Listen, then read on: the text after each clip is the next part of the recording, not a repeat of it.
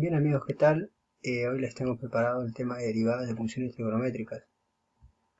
Espero que al final de la sesión podamos entender el significado y cómo es que se llega de las funciones trigonométricas a sus respectivas derivadas que vemos acá. En este cuadro tenemos las 6 razones trigonométricas. Si nos damos cuenta, cada función trigonométrica tiene su argumento, que es una pequeña función, f de x. Claro que el caso más común sería si es que acá yo tuviera un x, ¿no? Seno de x, coseno de x, tangente de x, y así respectivamente. Pero en general, estoy tratando de ponerlo en general para poder llegar a la derivada de mi función. Siempre cuando tengamos la función seno, la derivada va a ser el coseno, es lo que nos dicen en los libros, ¿verdad? Por la derivada de su argumento. Respetemos siempre eso. Claro que en forma de simplificación o en forma de poder expresarlo mejor, la derivada de su argumento siempre lo llevamos a la parte inicial, ¿verdad? O sea, delante de la razón trigonométrica. Siempre vamos a tenerlo delante, delante, delante. ¿Correcto? Pero nos hemos preguntado cómo es que la derivada seno me puede dar, la derivada del seno me puede dar el coseno. ¿Cómo es que llegamos que la derivada del coseno me puede dar el menos seno? Si es que en un caso lo que ustedes están buscando es una explicación de cómo llegar de la función seno al coseno mediante la derivada, pues les traigo el día de hoy una pequeña demostración de cómo es que se puede llegar a la derivada. En este caso, lo que tengo es lo siguiente. Por ejemplo, tengo que hacer uso de la demostración de la derivada mediante límites. Seguramente ustedes que están en nivel universitario, primeros ciclos o nivel academia, están viendo justamente estos temas. Y aquí les traigo la respuesta. Normalmente lo que nosotros tenemos siempre es asimilar o tratar de asemejar el límite como la explicación de la derivada, ¿no? O sea, ¿cómo es que existe la derivada? La derivada existe porque el límite existe. Si yo quiero demostrar cómo la derivada del seno me da el coseno, tendría que hacer uso de este teorema, de esta demostración. Toda derivada se demuestra mediante el uso de límites. Es lo primero que tenemos que tener en cuenta y siempre recordar, ¿no? La derivación existe por intermedio de la aplicación del límite, correcto. Luego de ello vamos a tratar de representar este teorema en función de lo que queremos hacer. Por ejemplo, yo voy a demostrar ahora y para ello voy a hacer uso de lo siguiente. Voy a decir que mi g de x, mi función g de x, para uso de mi demostración, mi g de x, es igual a la función seno. ¿Ok? Seno. Pero en este caso solamente para simplificar las cosas voy a ponerlo como un seno de x nada más. Un seno de x, mi g de x, repito, es mi seno de x. Entonces lo que voy a hacer es lo siguiente. Por lógica, sabemos que si mi función inicialmente era g y mi variable era x, entonces pondré seno de x. Pero si es que mi variable ahora es x más h, entonces mi función tendría que tener también el x más h. Entonces tenemos acá el seno, tenemos el seno de mi argumento que sería el x más h. X más h. Acá lo tengo. A su vez entonces ya tendría g de x más h. Acá está. Ya tengo g de x, que es seno de x. Y mi h es simplemente mi nueva variable. Es decir, lo que yo voy a tener es la derivada de y. La derivada de y vendría a ser ¿qué cosa? El límite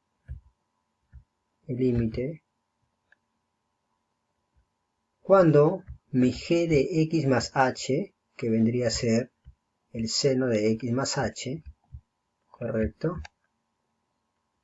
el seno de x más h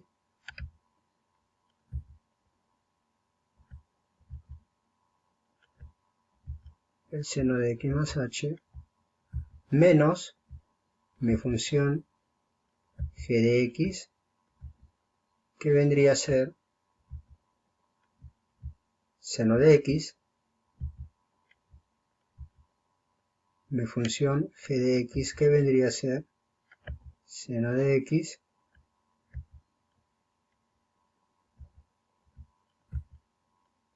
todo esto entre h, todo esto entre h, todo esto entre h. Entonces lo que nos damos cuenta es lo siguiente. Ah, claro, pero todavía no he puesto el límite hacia dónde va dirigido, ¿no? Entonces va dirigido cuando h tiende a 0, ¿no? Se preguntarán, ¿por qué pongo 0? ¿Por qué no pongo 1, un 2, un 3, un infinito? Simplemente porque el teorema de la demostración de la derivada es esto de acá. Esto ya está parametrizado y por lo tanto no puedo cambiar yo nada, porque esto ya está, ya es una demostración universal. Entonces, solamente lo único que he realizado es reemplazar las funciones g con respecto a mi función que yo quiero demostrar, que es el seno de x. He reemplazado.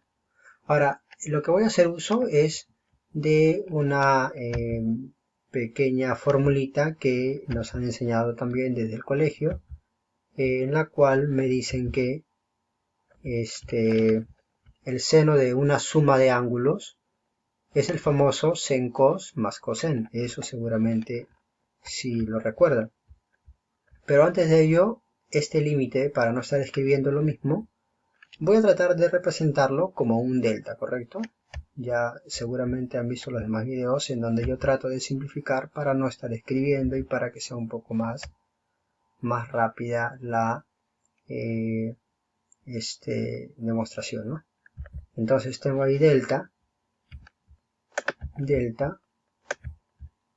y ahora voy a tratar de escribir lo que les estaba comentando, ¿no? Esto lo vamos a transformar de una razón de una suma de ángulos a un producto. Es decir, tengo acá yo el seno de ¿quién? Seno de x por coseno de h, más, sabemos que es más, cuando trabajamos en razones trigonométricas con el seno de una suma de arcos, usamos más, acá viceversa, coseno de x por el seno de h. Bien, lo tengo ya, menos el seno de x, ¿no?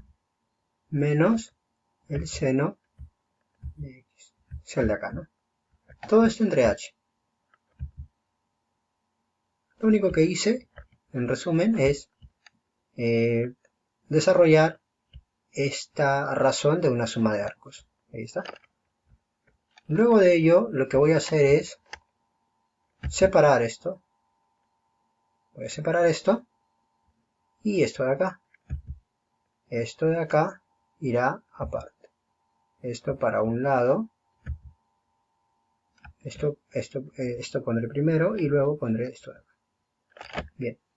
Entonces, luego de esto tengo lo siguiente. Derivada de y como demostración. Delta ya sabemos que significa el límite cuando h tiende a 0. Y acá tendré lo siguiente. Entonces, paréntesis grande, coseno de x por seno de h entre h, ¿no? Entonces, coseno de x por seno de h, todo esto entre h, ¿no? Entre h. ¿Está?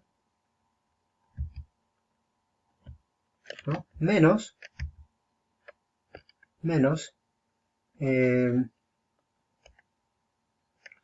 o en todo caso lo que voy a hacer es poner más, porque lo que voy a hacer es el menos va a quedar dentro. Es decir, voy a tener de la siguiente manera.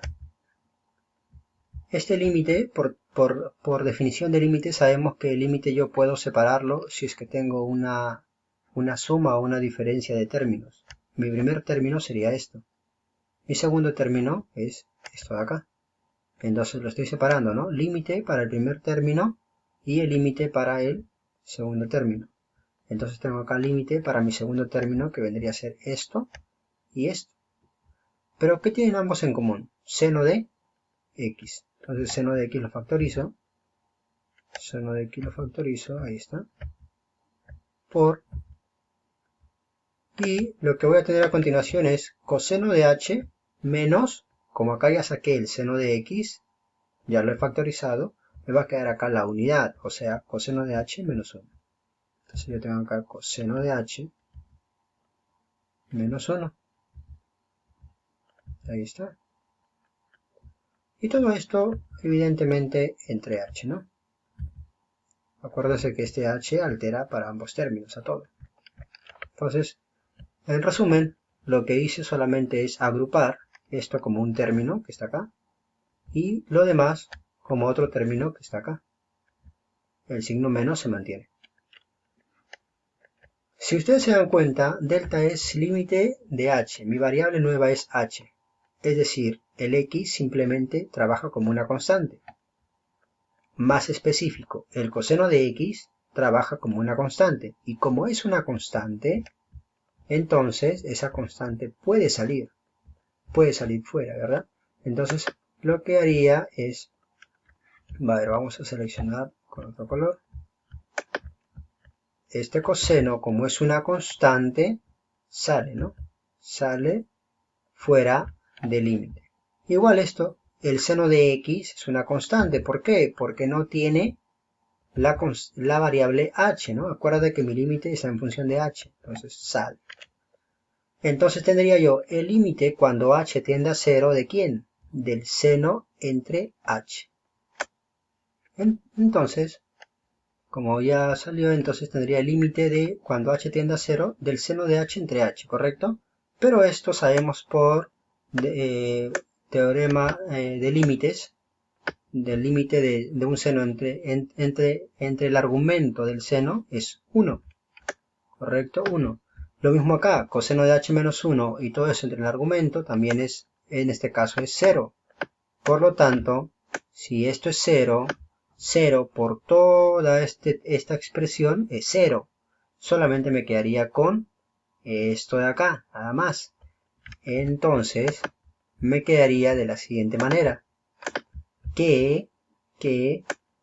¿Verdad? Que el famoso, la famosa derivada, en este caso vendría a ser el coseno de x, ¿verdad? El coseno de x. Y de esta manera yo pude demostrar que la derivada del seno va a ser el coseno. Es lo que está acá justamente, ¿no? Derivada del seno, al final me da el coseno. Y ustedes se preguntarán, ¿pero qué pasa con el f de x? Claro, en este caso el f de x, date cuenta que es x, ¿correcto? Tengo el seno de x. La derivada sería entonces el coseno de x multiplicado por la derivada de ¿quién? De x, pero ustedes saben que la derivada de x es 1. Quiere decir que coseno de x por 1 me va a ser coseno de x. Entonces, en resumen, ¿no?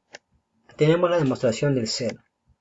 Le dejo como tarea para que ustedes puedan realizar lo demás, quizás, ¿no? En sus casas puedan realizar lo demás, viendo como ejemplo esa demostración de derivada. ¿Correcto?